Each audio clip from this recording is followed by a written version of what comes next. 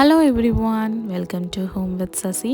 இது என்னன்னு பார்த்தீங்கன்னா, சண்டே அன்றைக்கி எடுத்த விலாகு. எப்பயுமே சண்டேனா என்ன ஒரு ஸ்பெஷல் செய்வோம் இல்லையா, அந்த மாதிரி இந்த தடவை நாங்கள் ட்ரை பண்ணது காடை நிறைய பேர் சாப்பிட்ருப்பீங்க, நிறைய பேர் ட்ரை பண்ணாமல் இருப்பீங்க. நாங்கள் இதுக்கு முன்னாடியே ஒரு டைம் காடை செஞ்சாங்க. பட் ஆனால் எங்களுக்கு அந்த அன்றைக்கி சாப்பிட்றதுக்கான சூழ்நிலை கரெக்டாக அமையல.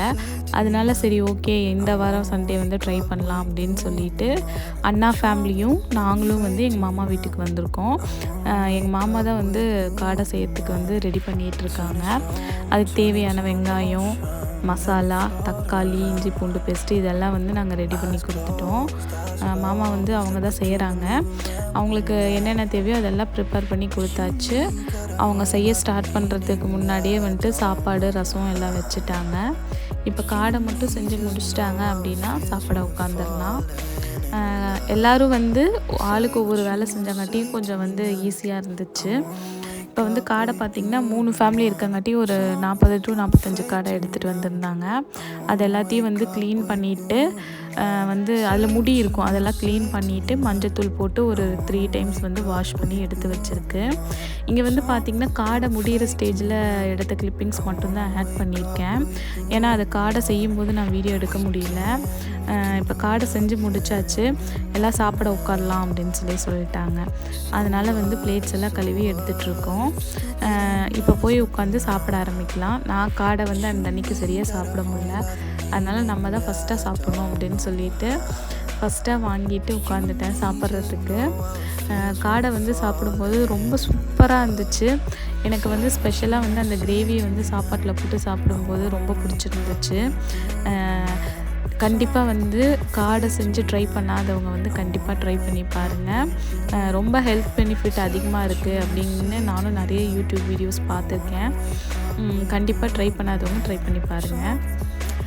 இந்த மாதிரி ஃபேமிலியோட ஜாலியாக உட்காந்து பேசிட்டு அட்லீஸ்ட் வீக்லி இல்லாட்டியும் மந்த்லி ஒன்ஸாவது கண்டிப்பாக எல்லோரும் ஒரு 2-3 ஃபேமிலி சேர்ந்து உட்காந்து சாப்பிடும்போது ரொம்ப ஜாலியாக இருக்கும்.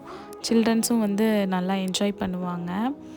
இந்த மாதிரி யார் யார் வீட்லலாம் அட்லீஸ்ட் மந்த்லி ஒன்ஸாவது நாங்கள் ஒரு 2-3 ஃபேமிலி சேர்ந்து என்ஜாய் பண்ணி சாப்பிடுவோங்க அப்படின்னு யார் யாரெல்லாம் பண்ணுவீங்களோ அவங்க கண்டிப்பாக கமெண்ட்டில் சொல்லுங்கள். பண்ணாதவங்க கண்டிப்பாக போய் ட்ரை பண்ணி பாருங்கள். அன்றைக்கி எங்களுக்கு உண்மையாலுமே ரொம்ப ஜாலியாக இருந்துச்சு. சாப்பிடும்போது நல்லா காமெடி பண்ணிவிட்டு எல்லாம் பேசிகிட்டே சாப்பிட்ருந்தோம். அந்த டே ரொம்ப சூப்பராக போச்சு.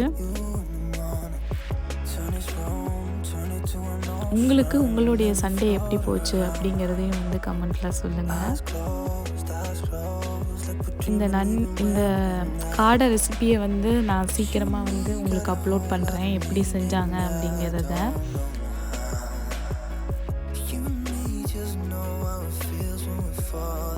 நாங்கள் எல்லாமே அந்த அன்றைக்கி ரொம்ப திருப்தியாக சாப்பிட்டு முடித்தோம். ரொம்ப ஹாப்பியாக இந்த சண்டே எங்களுக்கு போச்சு.